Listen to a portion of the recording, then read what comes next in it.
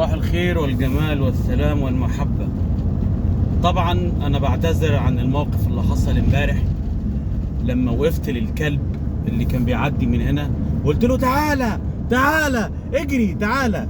أنا كنت مخطئ يا جماعة، وخطأ كبير وشنيع، لأن أحمد أخويا الله يمسيه بالخير يا رب قال لي أطعمه يا أبو آدم. ففي آية في القرآن بتقول إن أنت لو شفت كلب، لأن ممكن يكون مش متذكر طبعا هذه الآية، ممكن يكون هذا الكلب اللي في هذا المكان اللي بيطلع لي كل يوم بيجري ورايا، مش بيجري ورايا مثلا لتعنيفي أو مثلا يعني لا قدر الله إن هو عايز إيذائي، لا أبدا خالص إطلاقا.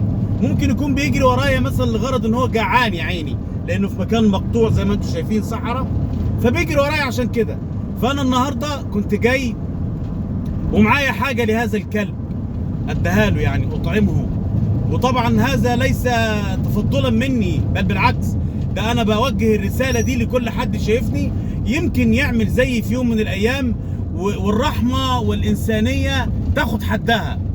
للاسف الكلب ما لقيتوش، انا مش عارف هو فين، بس باذن الله تعالى ان شاء الله انا على عهدي معه ان شاء الله باذن الله. ولما اقابل هذا الكلب اكيد سوف اعتذر له عما بدر مني، لانها روح. والسلام عليكم وصباحكم زي العسل، ودايما اشوفكم على خير وسلام ومحبة.